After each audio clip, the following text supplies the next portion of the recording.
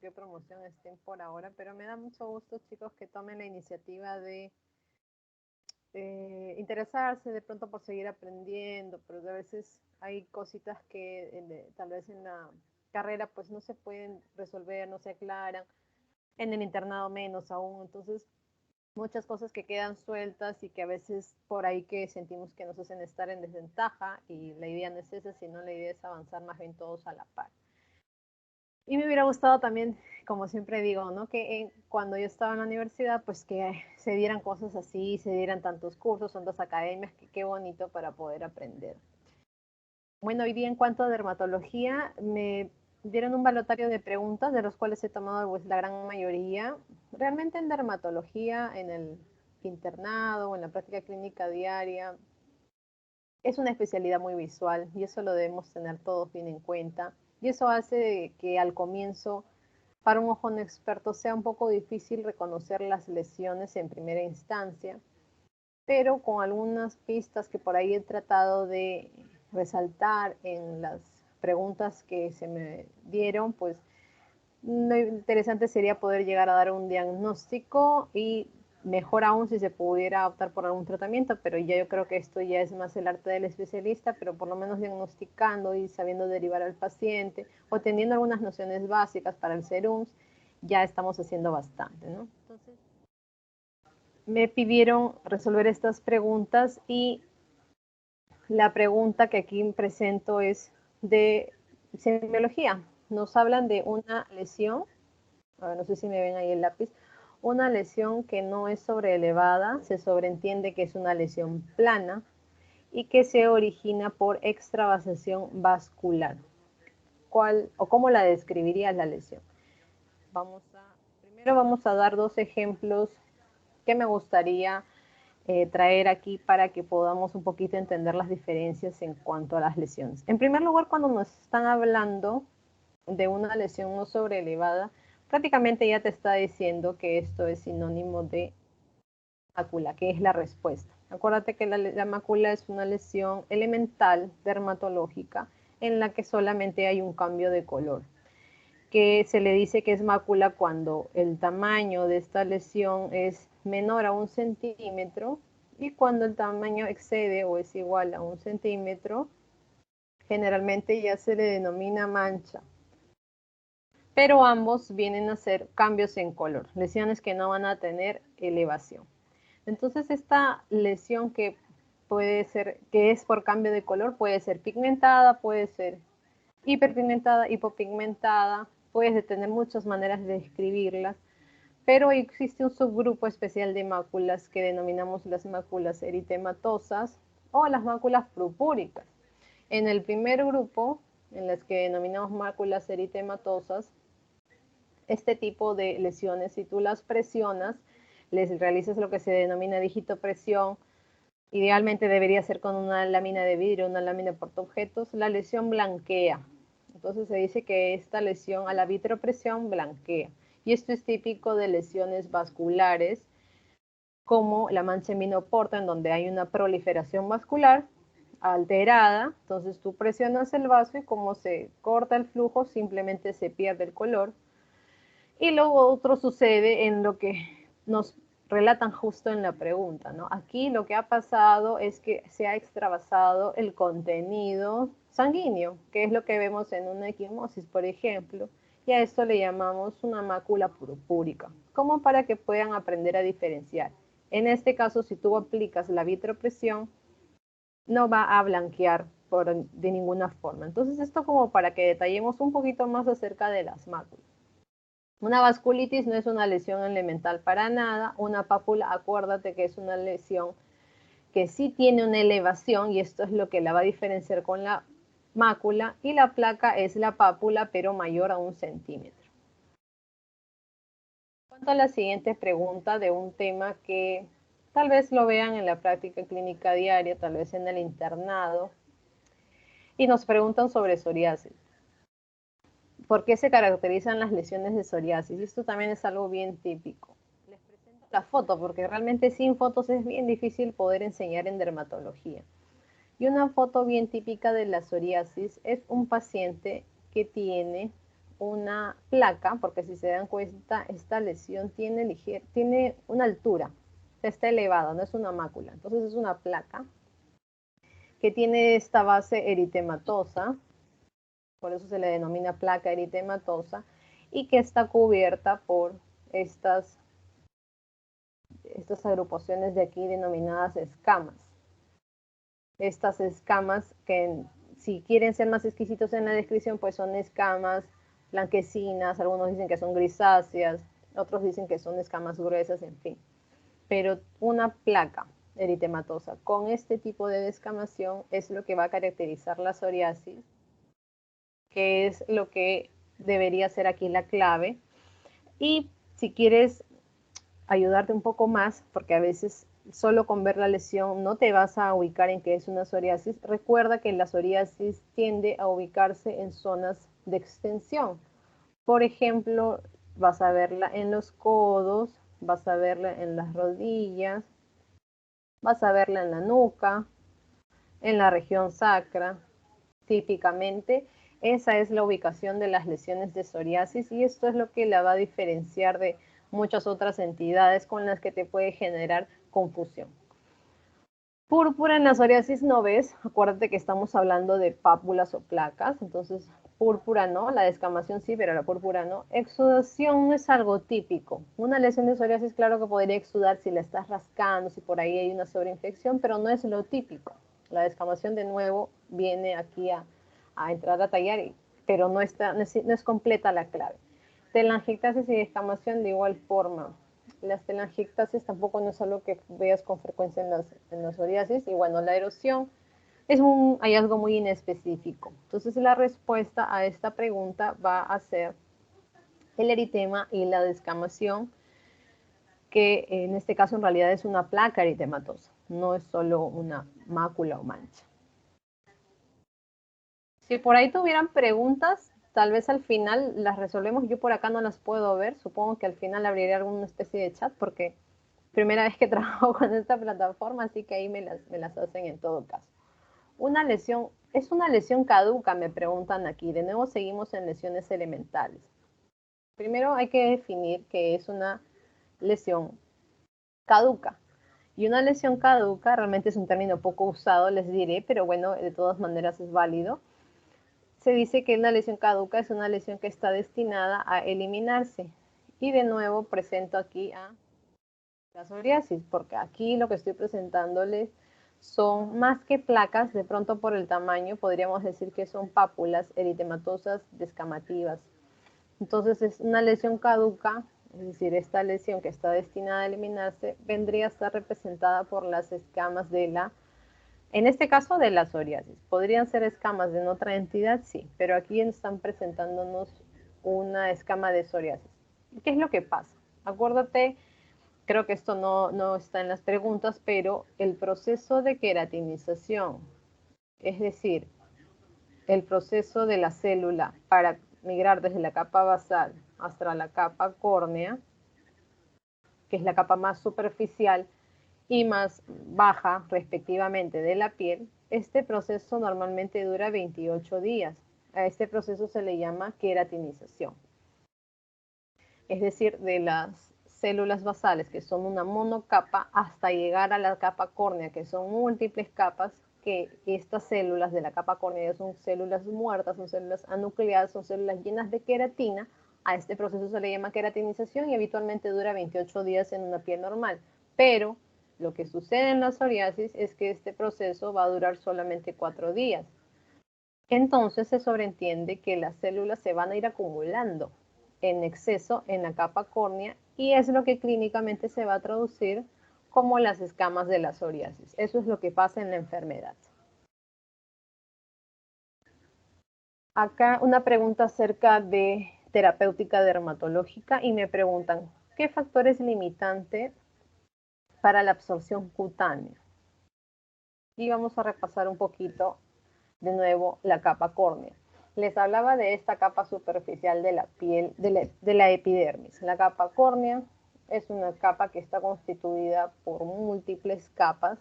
Puede llegar hasta 100 subcapas en el caso de las palmas o las plantas.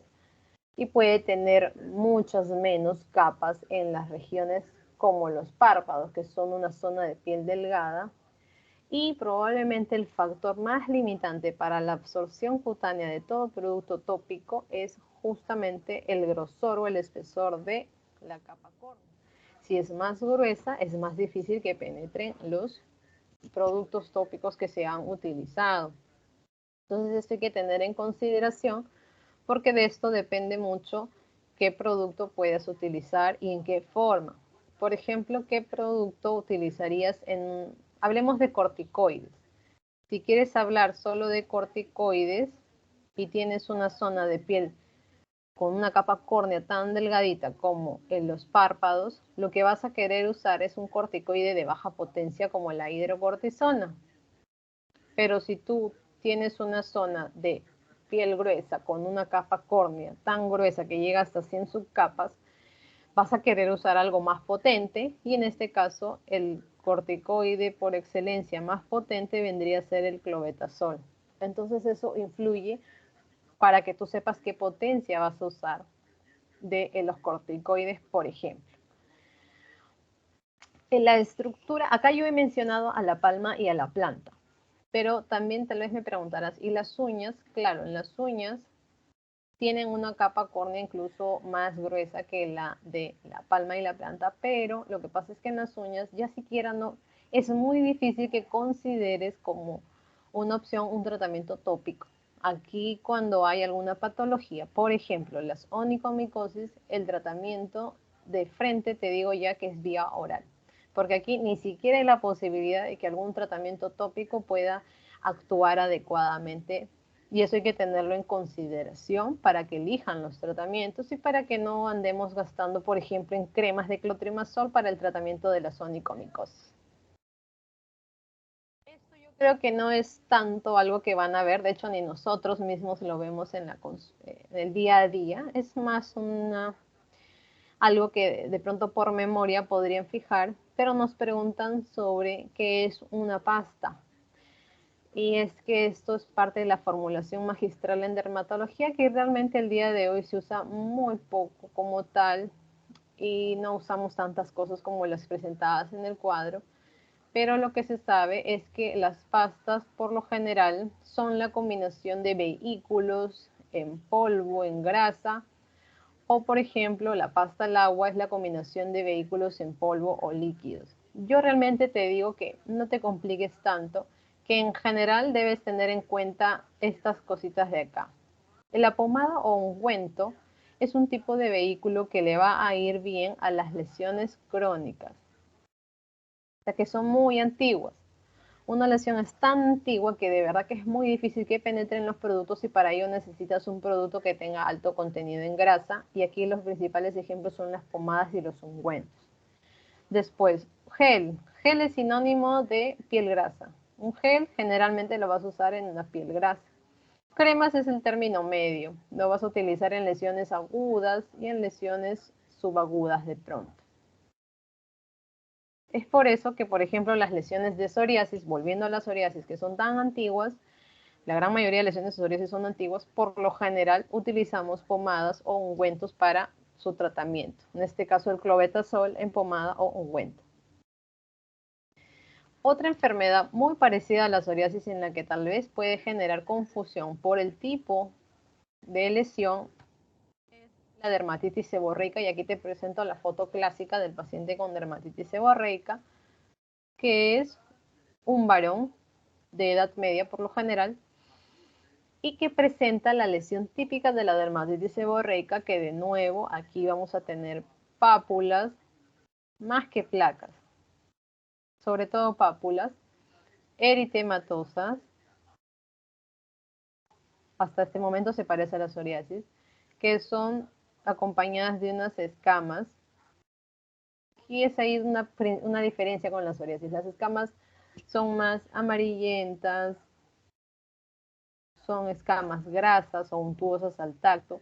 Y la localización también es algo diferencial de la psoriasis, ya que la localización tiende a ser supraciliar, glabelar, surcos nasogenianos, detrás de la oreja. Entonces, En ese sentido ya te das cuenta que es muy diferente de la psoriasis por más que te quieran intentar confundir. Pero aquí te están preguntando sobre el pronóstico. Entonces, ¿por qué se caracteriza una dermatitis seborreica? De todas formas, debes tener en cuenta que es un proceso crónico. Al igual que la psoriasis, va a cursar en brotes. Es decir, el paciente tiene lesiones en algún momento no tiene lesiones, y no se cura, pero se controla. Pero ello no debe generar tampoco una preocupación en el paciente, el hecho de que le digas que no se va a curar, porque sin querer puedes alimentar el estrés, que muchas veces es también un factor que exacerba los brotes de dermatitis seborreica. No es un proceso crónico con lesiones persistentes, ya les dije que es un proceso que viene y va, se va, de verdad que se va, pero puede volver tranquilamente. No produce alopecia cicatrizal. Yo creo que tal vez este no es un tema tan frecuente en la práctica clínica diaria, menos en el momento en el que están, pero de todas maneras quería traerlo aquí a detallarlo. Alopecia cicatricial en esencia es un tipo de pérdida de cabello que va a ser permanente. Felizmente son raras, tan raras que ni nosotros los dermatólogos las vemos así nada más. Lo más común es que tú veas alopecias no cicatriciales, es decir, que se van a recuperar de todas formas.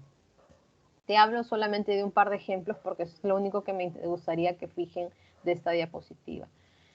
Esta paciente, lo que llama la atención es que usa una cola, un moño, y si te das cuenta ha perdido mucho cabello en esta zona de acá, que ya llama la atención. Empiezas a ver la base o su cuero cabelludo. Entonces a esta alopecia típica de mujeres que usan constantemente cola o coleta, como le dicen algunas personas, se le denomina alopecia por tracción. Es decir, el pelo lo para jalando tanto que finalmente se retrocede o se escasea en esta zona y lo pierde. Pero la ventaja es que lo pierde de forma temporal, no es de forma permanente, y esta es la clave de la pregunta. Y el otro punto que me interesa que recuerden es lo que muestro aquí en la foto de abajo. El acné queloideo, que es algo que tal vez han visto, tal vez por ahí han identificado en algún paciente, y es que simula un acné porque el paciente empieza a preguntar pápulas, pústulas. De hecho es prácticamente considerado un acné, sino que clásicamente se ubica en la nuca y también a veces se le denomina acné de la nuca, o se le denomina acné queloide también porque si te das cuenta la recuperación del paciente es formando cicatrices queloides con la forma de folículo piloso. Este tipo de alopecia, porque si te das cuenta aquí está perdiendo cabello el paciente, sí es permanente porque se está formando una cicatriz. En este caso el queloide lo que hace es que este tipo de cicatrización simplemente bloquea el crecimiento del cuero cabelludo y se pierde. Por eso es que, por ejemplo, si te realizas un corte, tuviste un corte, un accidente, algo así, lo que pasa es que en esa cicatriz ya no crece pelo. Eso también es un tipo de alopecia cicatricial. La otra pregunta es respecto al eczema numular. El eczema numular es algo no tan frecuente tal vez de ver, pero sí que se ha preguntado en algún examen ahora último, y eso es lo que ha llamado la atención tal vez. Y te preguntan sobre lo incorrecto. Primero hay que ubicarnos y empezar por hablar lo que es el eczema numular. Numular, la palabra numular viene de monedas, y si te das cuenta es porque estos eczemas tienen formas de monedas. Es como que es redondeado, todo está parejamente afectado y es de forma redondeada. No es un anillo, porque no es que la superficie, digamos, lo de afuera está más activo ni nada por el estilo, es una moneda perfecta.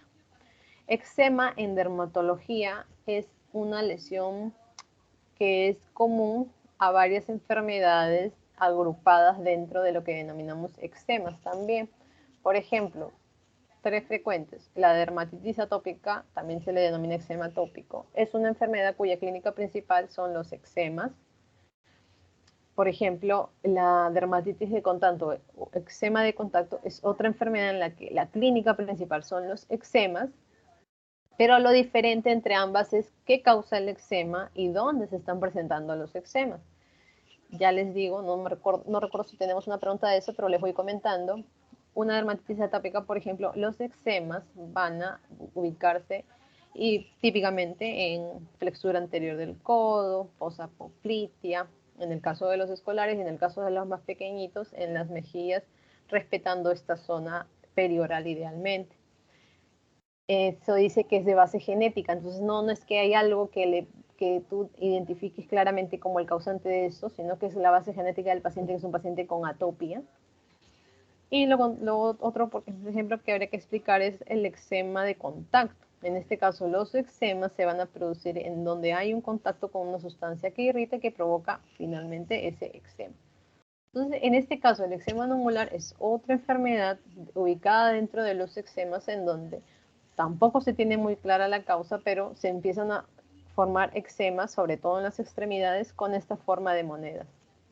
Algunos autores consideran el eczema anular como un subtipo de dermatitis atópica.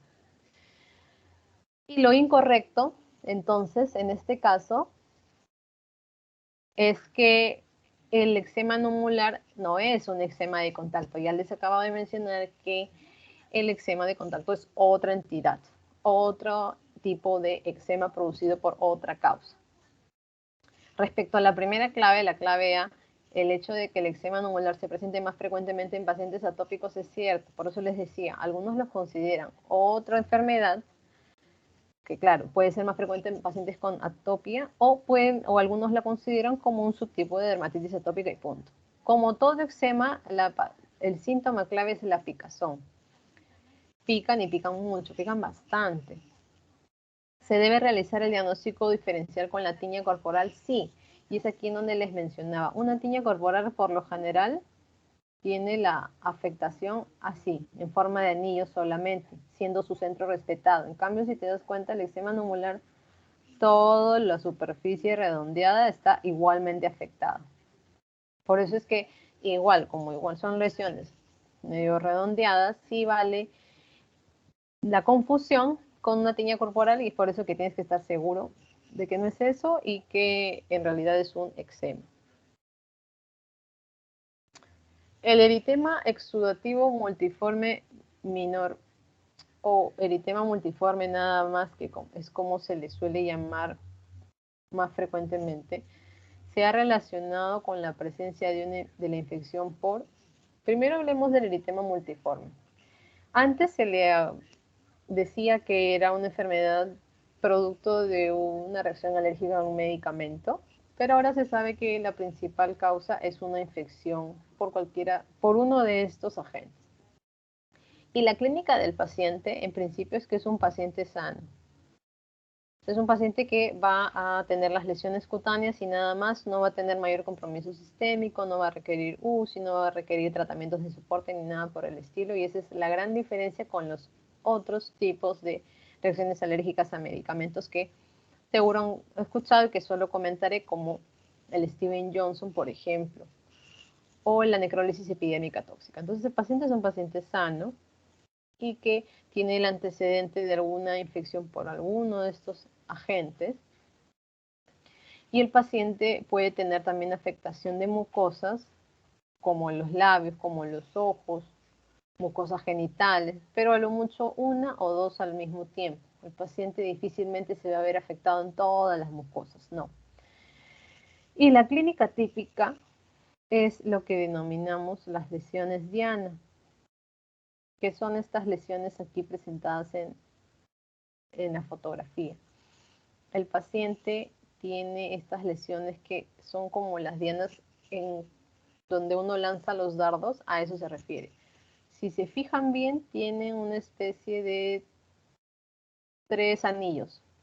Estos 3 anillos van a dar como resultado esa famosa lesión en diana, y esto es muy típico del eritema multiforme. No es patognomónico porque realmente podrías a veces ver algún síndrome de Steven Johnson con alguna lesión diana, pero podríamos decir que es muy típico y que esta es la pista muchas veces para reconocerlo, porque te das cuenta que es un paciente que está estable, es un paciente que tiene 1 o 2 mucosas afectadas y que está tranquilo, entonces tú asumes que es un eritema multiforme. Y actualmente, el principal causante de que el paciente tenga esta entidad es una infección previa por virus herpes simple. Por eso es importante que si te llega a la consulta un paciente con esto, le hagas dosaje para virus herpes simple. Ahora nos hablan sobre otro tema que es la urticaria y que es un cuadro que ha sido muy preguntado últimamente en los exámenes, y tanto de residentado, sobre todo, como los de INAN, me parece, pero sobre todo los de residentado. ¿Por qué ha generado tanto interés? Realmente no lo sabemos, pero sí se está preguntando bastante. La urticaria tiene a darse por una clínica típica de la aparición de lo que denominamos abones, o más comúnmente denominados ronchas. Entonces, en este paciente lo que está presentando es múltiples abones o ronchas, porque claramente son estas lesiones. Si por ahí que no sabes qué son estos ronchos, lo único que te queda por decir es que son lesiones tipo pápulas, placas eritematosas, que también típicamente son muy pruriginosas. El paciente se queja de mucha picazón y que tienen una característica que las define por completo, que es la evanescencia. Es decir, una lesión que es una roncha, así como aparece, se va en un tiempo menor a 24 horas, y esa es la clave para diagnosticar una urticaria, que la lesión se va en menos de este tiempo. Claro, puede irse en 1 hora, en 2 horas, 12 horas incluso, pero o sea, siempre se tiene que ir antes de las 24 horas, porque si no, en realidad estarías frente a otro cuadro, ya que no es tanto, ya no es una urticaria como tal, sino recibe otro diagnóstico, se le llama vasculitis urticariforme, pero de pronto no es importante que lo recuerdes. Entonces lo que te preguntan a ti es cuál es la duración, o sea, la duración de una lesión de urticaria es menor a 1 día, de todas formas. Y una pista para que te asegures del diagnóstico o le des de tarea al paciente es que a una lesión que le acaba de aparecer, o que el paciente recuerde que hace un rato no la tenía y ya la tiene, la marques. La marcas, lo citas al día siguiente, lo evalúas al día siguiente, y si ya no está, cumple la característica de abón o roncha y se ha ido, y por lo tanto el paciente ha tenido su urticaria. Lo más frecuente es que las urticarias aparezcan en los pacientes pediátricos, por ejemplo, tras la ingesta de un medicamento nuevo, un alimento nuevo, o típicamente tras una infección viral de vías respiratorias superficiales, y el cuerpo reacciona a los días y hace este cuadro, que suele ser autolimitado, pero muchas veces también va a requerir algún tratamiento como antihistamínicos, porque recuerda que la base fisiopatológica es la liberación de la histamina por los mastocitos. Y se dice que es urticaria aguda cuando estas lesiones, ronchas que van y que vienen, molestan al paciente por un tiempo menor a 6 semanas, o en raros casos se dice que es una urticaria crónica cuando este problema ya pasa las 6 semanas, y en este sentido ya es más una tarea del alergólogo más que el dermatólogo. Me preguntan los corticoides orales en dermatología, la dosis máxima, o mejor dicho, ¿cuándo es mejor darlos? Lo cierto es que hay un ritmo circadiano que hay que respetar, y lo que se sabe es que el cortisol se secreta más en la mañana, y por eso tienes que... Uy, se me fue las diapositivas. Ya, ahora sí. Tienes que tú darle, pues, tú de respetar ese ritmo circadiano, y por eso es que tienes que hacer mucho énfasis en el paciente, en decirle que... Doctora, me parece que Sí. todavía no se puede presentar las diapositivas. Ay, no Se te lo- creo. Bueno, Esta yo no lo veo. diapositiva, ¿verdad? No sé si los chicos puedan ver las diapositivas. No, doctora, no se puede ver. A ver, espérate. ¿Y por qué se ha salido? Me quedé en esta de acá, ¿no? A ver, en la mitad. Creo que dejó de presentar, tiene que volver a presentarlo de repente. Creo que sí, tienes razón. A ver. ¿Ahí? Ahora sí, Sí, doctora. Ya. Perfecto. Les hablaba que hay un ritmo circadiano que se debe respetar.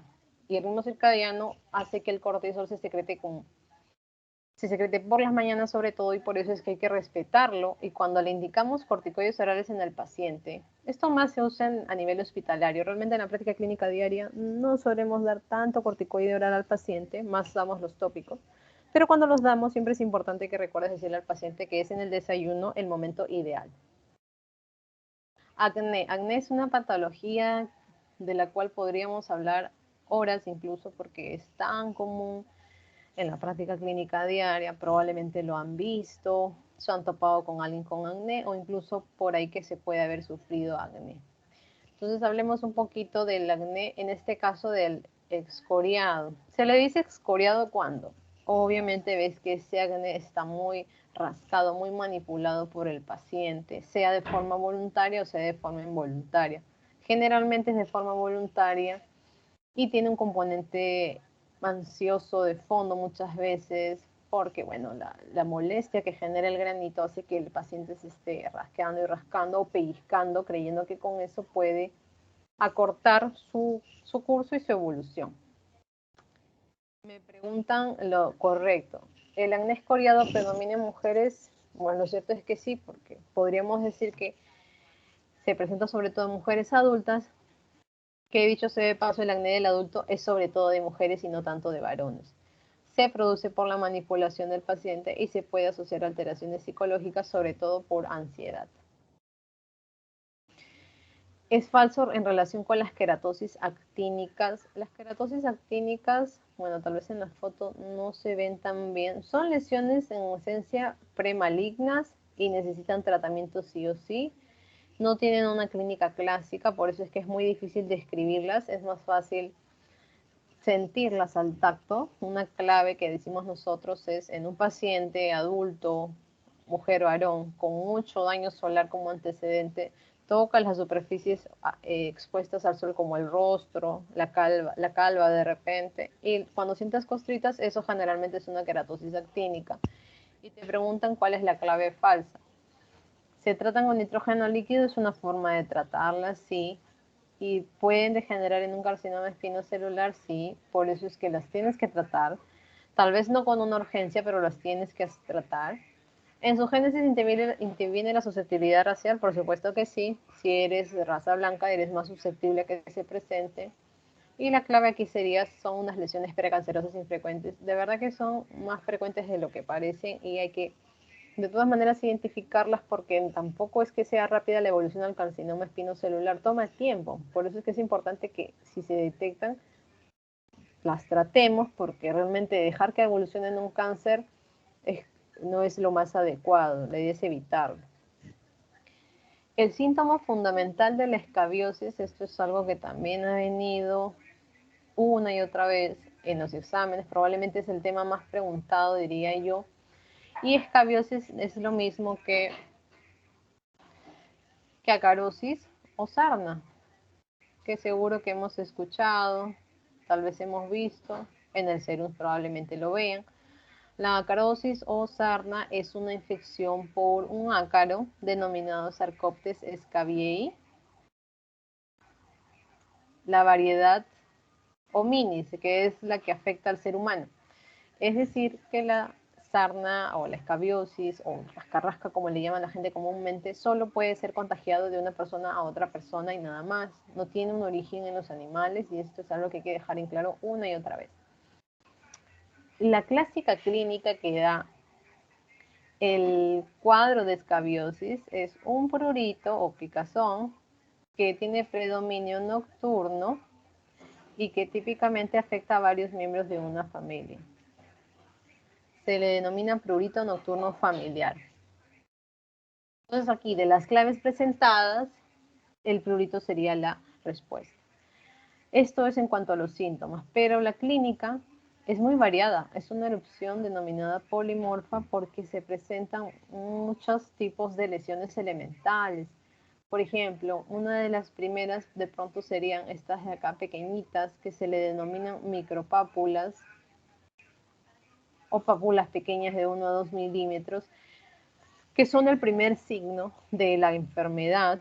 y lo más frecuente de verse. Se ubican típicamente en las regiones interdigitales, a veces también en las muñecas, pero yo te digo que siempre revísale las manos a los pacientes con sospecha de escabiosis. Otro signo que también puedes observar, pero que es muy raro, es el surco acarino, que es esto, que es el túnel que excava el ácaro hembra cuando se moviliza para depositar sus huevos. Es raro verlo, pero cuando lo ves tú sabes ya que estás frente a una escabiosis. Puede tener el paciente pápulas, pústulas, por ahí hay alguna pústula de pronto, y excoriaciones porque se rasca el paciente, algunas costras también, entonces es muy variado. Pero el síntoma clave es este y es la manera de identificarlo. Y otro signo que puedes encontrar en la escabiosis y que no lo mencioné porque teníamos la siguiente diapositiva, es la presencia de los denominados nódulos escabióticos. Los nódulos escabióticos se pueden presentar en el contexto de una infección por ácaros. O sea, el paciente se acaba de infectar y dentro de su clínica presenta los nódulos, o a veces también pueden presentarse de forma aislada en los pacientes que ya se acaban de curar y recién, o sea, se limpia del resto de lesiones y más bien se limpia de estas y aparecen unas nuevas que a veces son los nódulos y que se expresan en este momento tardío, generalmente a causa de una reacción del organismo, una respuesta inmune muy fuerte que hace que se formen estos nódulos, pero estos nódulos ya cuando son estos tardíos generalmente no tienen nada de ácaros dentro de ellos y sin embargo pueden picar mucho, pero ya no meritan un tratamiento para los ácaros, sino más bien solamente un tratamiento para la picazón, la inflamación. Estos nódulos, por lo general, cuando se presentan, tienen la típica ubicación ahí presentada. Es el área genital, específicamente hablando el escroto. Entonces, en un varón que, por ejemplo, ha tenido que está con sospecha actual de acarosis, tienes que también revisar los genitales porque probablemente encuentres esto y esto realmente te da el diagnóstico sí o sí. O sea, no hay otro cuadro en dermatología que te dé esto. Algunas veces también los nódulos los puedes encontrar en las axilas. Esto es otra cosa frecuente, pero realmente lo más frecuente es que se ubiquen en esta área, en el área genital. Por ejemplo, en las mujeres no hay escroto. ¿Qué es lo que pasa en las mujeres? En la cara interna del muslo, ahí es donde se pueden presentar los nódulos también. Con respecto al tratamiento de la queratosis seborreica. La queratosis seborreica, que es totalmente distinto de la queratosis actínica, felizmente no es un cuadro premaligno y jamás se hará mal. Es un cuadro totalmente benigno. Y no se sabe la causa clara a la que puede estar asociado, simplemente le sale a algunas personas y aunque llaman la atención por su color, realmente no son nada malo. Son estas lesiones tipo pápulas, placas pardas de una superficie que tú si las tocas es como grasosa al tacto. A veces el paciente te dice que las rasca y se deshacen. Y ese es un cuadro típico de los adultos mayores. Y en cuanto a la respuesta falsa, mira, ¿pueden ser tratadas por crioterapia? Pues sí, es una forma de tratarlas. Claro que el tratamiento aquí es meramente por motivos cosméticos, no porque tengas que sacarlas. Pueden ser tratadas por electrocoagulación, sí, también. Por ser benignas, en la mayoría de ocasiones no las tratas, es cierto. Los tratamientos tópicos son ineficaces y pues no hay crema que las quite. Y la clave entonces sería, en el procedimiento empleado debe dejarse un margen mínimo de 1 centímetro exacto, porque esto de dejar márgenes va para las lesiones malignas y una queratosis seborreica. Si tú sabes que es benigna, definitivamente sabes que esta es la clave. El raspado metódico de Brock, que acá debería estar con mayúscula, es útil en el diagnóstico de... Hablemos primero del raspado. Y yo creo que ya más o menos viendo la lesión, recuerdan a qué enfermedad me estoy refiriendo. Es típico de la psoriasis.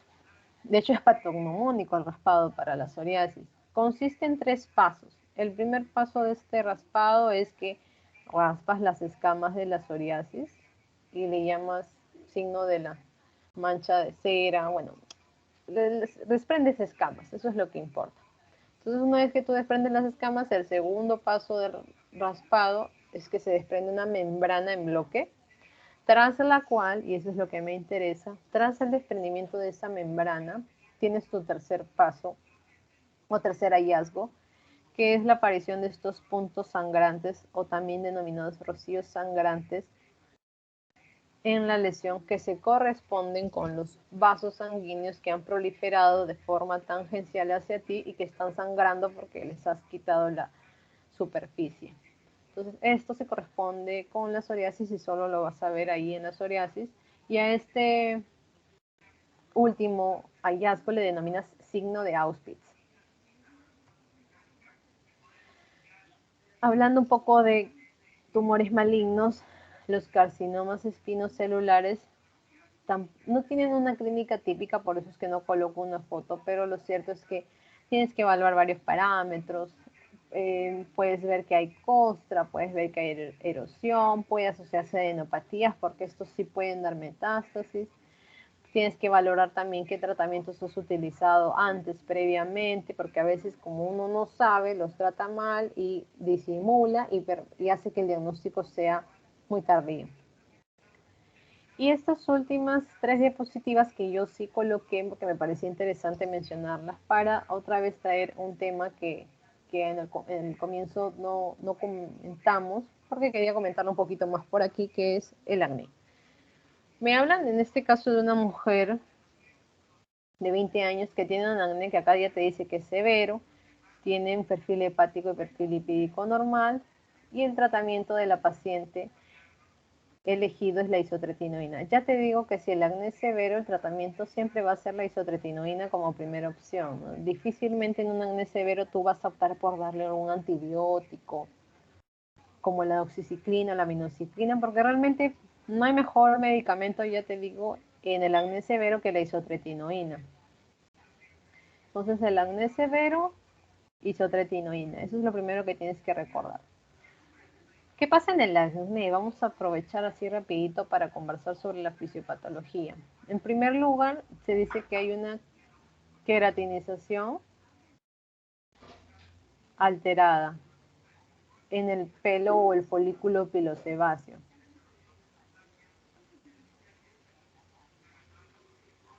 Hay una queratinización alterada de tal manera que se obstruye la salida del sebo a través de la apertura folicular. En esencia es eso. Uno. Entonces, como se obstruye, a esto se acompaña que hay una secreción de sebo alterada, tanto cuantitativamente como cualitativamente, lo cual va a dar como resultado las espinillas o comedones.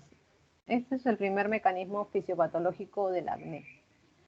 Como progresa esta obstrucción con ese sebo alterado, lo que viene a continuación es que prolifera el Cutibacterium acnes, antes denominado Propionobacterium acnes, y se va a traducir en pápulas y pústulas, clínicamente hablando.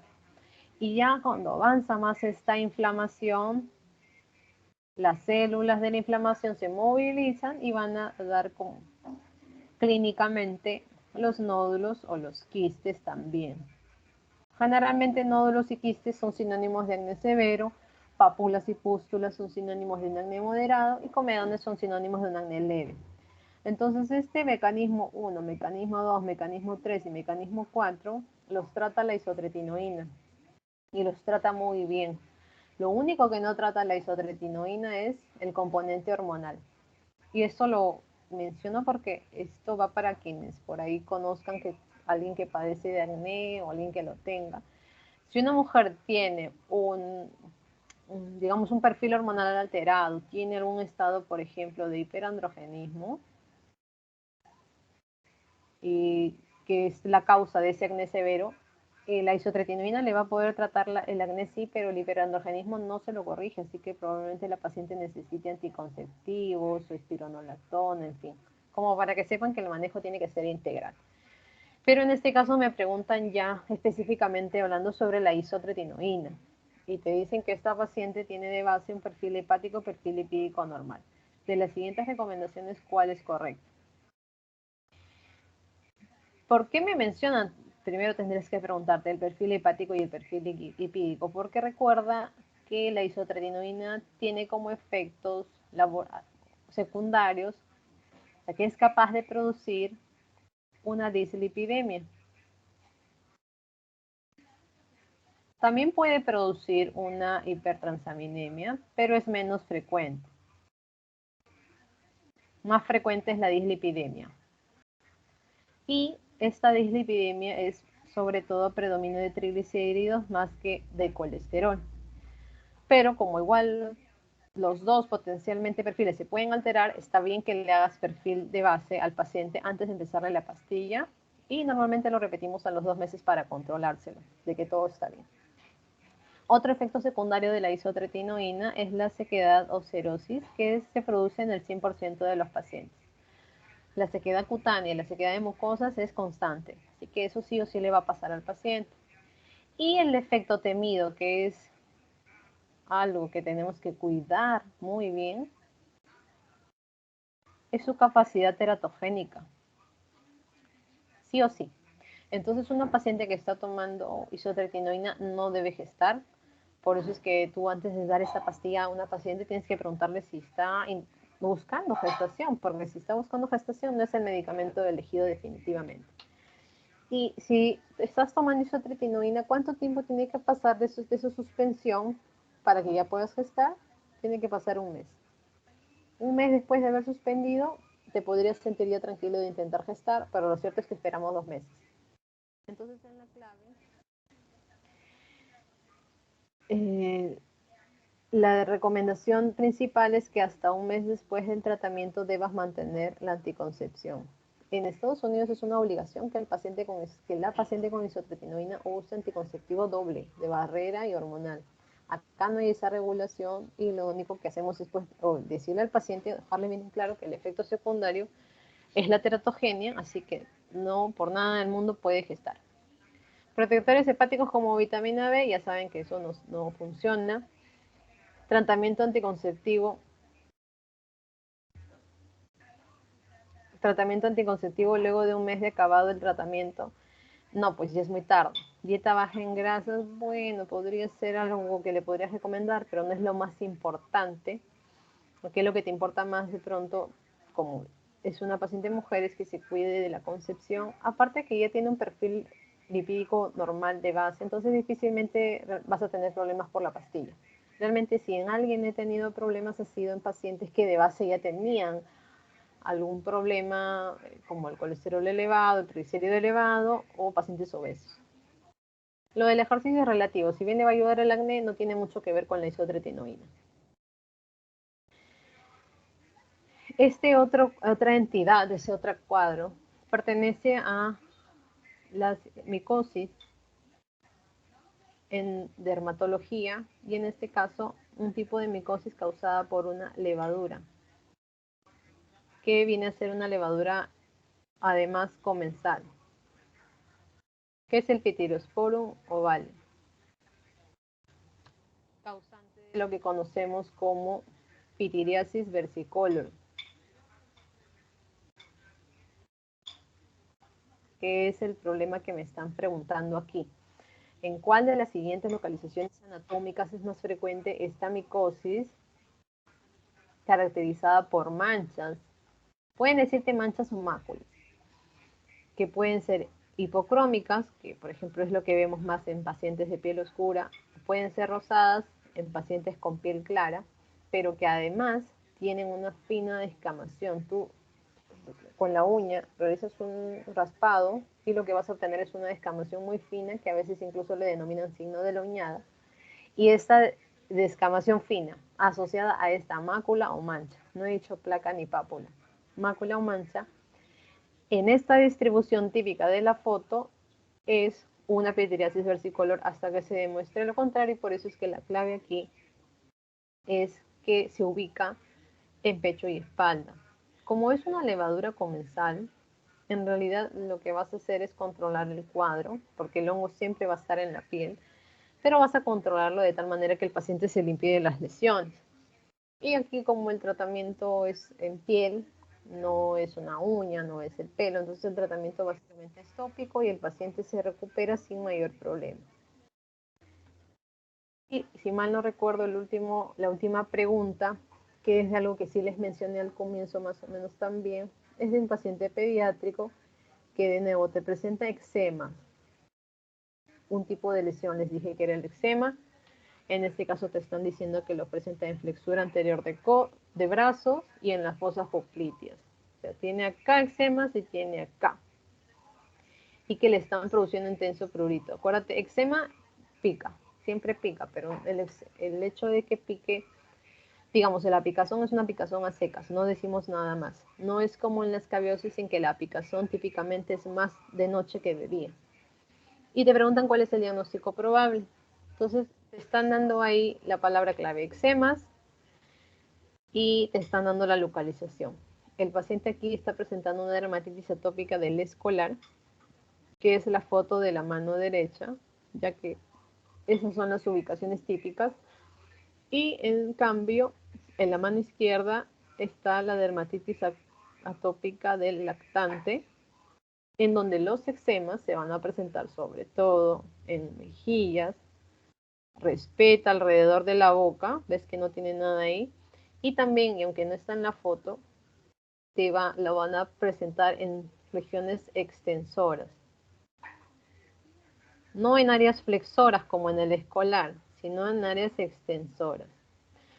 Entonces, según el grupo etario, la localización de los eczemas cambia, pero al fin y al cabo lo que está presentando el paciente es una dermatitis atópica, que acuérdate que se da en el contexto de alguien con atopia, que es este grupo de enfermedades relacionadas con la inmunoglobulina E, en donde puede presentar un paciente dermatitis atópica, también puede tener rinitis, intolerancia alimentaria, asma. No quiere decir que todos los pacientes hacen todas las enfermedades, simplemente quiere decir que el paciente puede pasar por estas enfermedades a lo largo de su vida y a esto algunos le llaman la famosa marcha atópica. El paciente, como ha nacido con la piel alterada, es una piel que no se hidrata bien, no está bien hidratada, es más susceptible de que pasen los alergenos, de que pasen microbios, entonces es una piel indefensa. Es un paciente cuya piel hay que cuidar mucho para que tenga una vida relativamente normal, porque igual el cuadro es un cuadro crónico. Podríamos decir también que la dermatitis atópica mejora con los años, pero no necesariamente se cura, sino que más bien se controla. Y bueno, en esta hora quería tratar de responder estas preguntas de este banco de dermatología que creo que por lo menos ha tratado de tocar algunos de los temas más preguntados en exámenes y tal vez algunos de los temas que pudieran ver en la práctica clínica diaria, en el hospital, en sus prácticas, en fin. Si tuvieran alguna pregunta, yo creo que todavía podemos tener un tiempo para responderlas o ustedes me comentan si también ya tienen alguna otra clase luego. Buenas noches, doctora. No tenemos ninguna clase programada, solo era el día de hoy. Y sí, en el chat hay dos preguntas que hemos dejado. No sé si puede verlo. A ver, Si supongo desea que lo- tengo que salir de la diapositiva, ¿no? A ver. O si desean, lo leo. A ver, porque no lo puedo ubicar. A A ver. ver, uno dice, ¿cuál es el manejo de la dermatitis atópica del adulto? Lo mismo que de la dermatitis atópica del lactante o del escolar, que es como tienes la piel alterada con una falta de hidratación, lo que te queda es hidratarla tópicamente. Definitivamente tiene que hacer el tratamiento con productos dermatológicos, porque quieran o no quieran, los productos cosméticos nunca van a tener la misma concentración de hidratantes adecuada para este tipo de pieles. Entonces la hidratación es un básico. La hidratación, el uso de un buen jabón, que de igual forma tiene que ser dermatológico porque los jabones habituales tienen un pH muy alto. La piel tiene un pH de 5.5. Los jabones cosméticos tienen un pH de 7, de 8, o peor aún los antibacteriales tienen uno de 10. Entonces eso es totalmente dañino para este tipo de piel. Ni los jabones neutros, como el Dove, que es un jabón neutro, no es suficiente para este tipo de pieles. Entonces el uso del jabón también ahí como parte del manejo integral. Porque no es solo tratar el brote y ya, tienes que evitar el brote. Ya cuando tienes el brote, los corticoides tópicos son la primera opción. Generalmente de mediana potencia son los más utilizados, salvo casos excepcionales, y así es un adulto, pues pueden usarlos de alta potencia por un tiempo límite, 7 a 10 días. A veces necesitas un corticoide oral para algunos pacientes, si lo tienes que dar, pero eso se ve en función al compromiso. Muchas veces también estos pacientes son susceptibles a infecciones secundarias, a lo que llamamos nosotros sobreinfección bacteriana o impetiginización, y tienes que dar antibiótico tópico o antibiótico tomado, por lo general que cubre Staphylococcus aureus, porque también hay más propensión de esos pacientes a enfermar, a infectarse por Staph aureus. Y el manejo pues tiene que incluir todo eso, ¿no? Pareciera que es algo fácil y ya, pero no. La idea es que el paciente no tenga brotes. Ah, y como pica, tienes que darle algún antihistamínico, pero ahí sí los antihistamínicos solamente son los tomados, aunque existen los tópicos, realmente no los damos. No sé por qué siguen existiendo, porque generan mucha sensibilidad o muchos problemas con dermatitis de contactos que pueden provocar por su uso. Así que si vas a usar antihistamínicos, solo los tomados y de segunda generación por lo general. Gracias, doctora. Doctora, la otra pregunta sería, ¿en el tratamiento de la escabiosis cambia en niños y adultos? ¿Y cuál sería la razón? Generalmente de 2 meses a más es el mismo tratamiento. Y el tratamiento de elección, que no lo mencioné ahí, es la permetrina al 5% en crema, que es el escabicida por excelencia. Digamos, es el tratamiento por excelencia. La permetrina debe ser usada en una noche. Por ejemplo, hoy de noche el paciente previamente se ha bañado y se aplica la crema desde aquí del cuello hacia abajo, todo. Se embadurna con la crema. Duerme con la crema, que debe estar en la superficie cutánea de 8 a 10 horas, se baña al día siguiente, se olvida del tratamiento y tal cual lo repite en una semana. ¿Por qué? Porque la permetrina sobre todo trata a los parásitos adultos, no tanto a los huevos. Entonces en la siguiente semana, aquellos que eran huevos y se han convertido ahora en adultos, se tratan. Sí o sí debes cumplir con las 2 dosis. Y nunca es diario por 3 días seguidos como a veces veo que lo utilizan. No se usa así. Es solo en estas 2 aplicaciones hoy y la siguiente semana. Y el tratamiento idealmente debe incluir al entorno familiar del paciente porque lo cierto es que es una enfermedad bien contagiosa y el resto de familiares pueden ser portadores asintomáticos hasta el momento y pueden ser motivo de recaída del paciente. Uno desde que se contagia con el ácarosa, que hace el primer síntoma, más o menos puede pasar un mes. Entonces tienes mucho tiempo en el cual puedes estar contagiado, pero no tener síntomas, y por eso es que tienes que tratar a todos sí o sí. La otra alternativa, porque para mí lo más práctico son esta que les he mencionado, o la otra, es la ivermectina en gotas, que ya se ha sabido que se da una gota por kilo, de igual forma hoy día, y se repite en una semana. Es práctico para muchos pacientes. Acuérdate que en niños menores de 15 kilos no lo das, pero yo sobre todo lo guardo como una segunda opción cuando no te ha ido bien con la crema, que es lo ideal, ¿no? Más aún en estos tiempos que prácticamente se encareció y fue difícil en algún momento de usar la ivermectina. En los menores de 2 meses es todo un tema, porque sufren mucho los pequeños, se infectan mucho, el compromiso es muy llamativo y en teoría no les puedes dar la permetrina ni la ivermectina, pero los poquitos casos que he tenido felizmente de menores de 2 meses les hemos dado la ivermectina y ha pasado, no ha pasado mayor cosa, pero es que la idea es que no se contagien, ¿no? Porque siendo una enfermedad tan contagiosa, si uno sabe que la tiene, debería recibir y entender que el tratamiento es sí o sí familiar. Y la fuente para un bebito siempre es la mamá por lo general, entonces hay que tener mucho cuidado. Sí, doctora.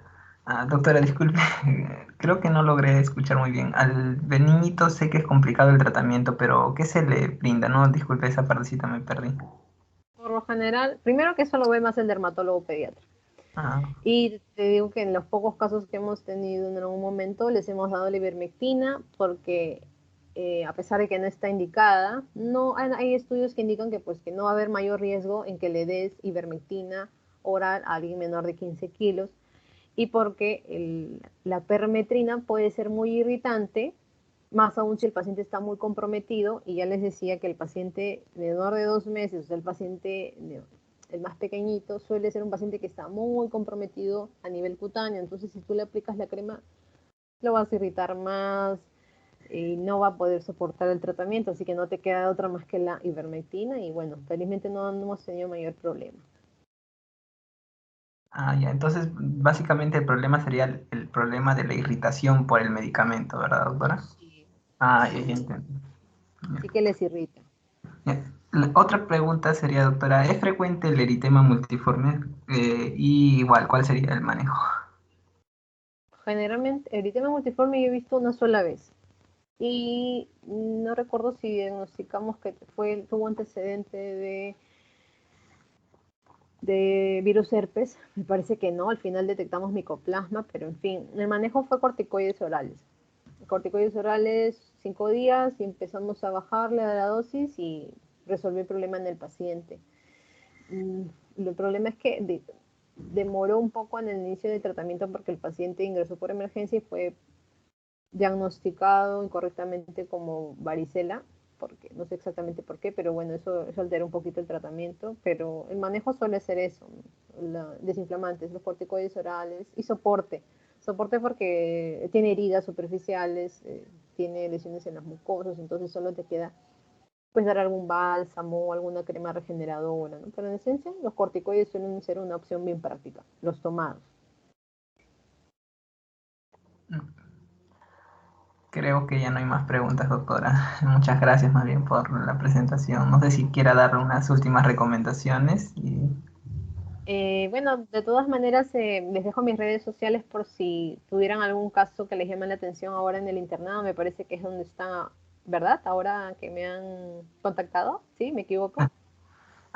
Bueno, Tan pre. actualmente somos un mix, porque como es ¿cómo se llama? Del CEM, estamos organizando, entonces se pueden unir chicos de cualquier año, pero el mayor porcentaje está entre los chicos de sexto y los de internado, ¿no? Pero también hay Ay, chicos de cuarto o tercero. ay, excelente. Bueno, sí, pues lo que pasa es que en dermatología a veces resulta un poco difícil dar con los diagnósticos, de pronto identificar, ¿no? Pero siempre es interesante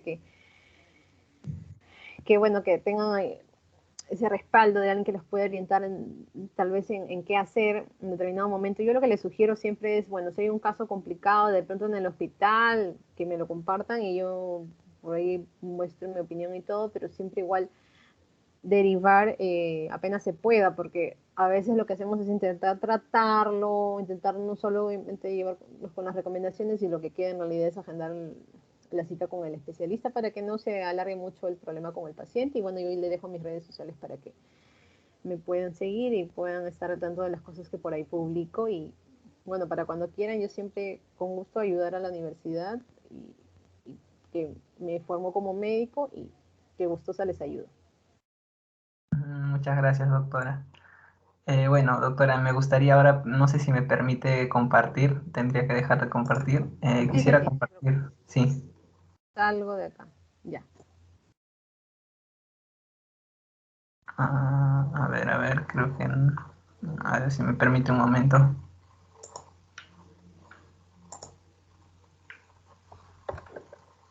A ver, está cargando. A ver, creo que terminaré compartiendo mi pantalla.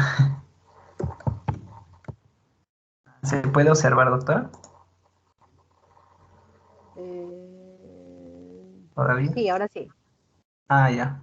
Bueno, quería presentar este certificado de reconocimiento por el apoyo que nos ha brindado el día de hoy, ¿no? Con la unidad 10 de dermatología, en reconocimiento, pues, ¿no? A los conocimientos que nos comparte a través del Centro de Estudiantes de la Facultad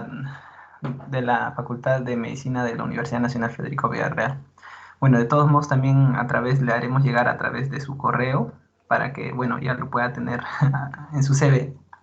Y bueno, Ay, otra vez, sí, reiterarle las gracias por estar presente el día de hoy aquí.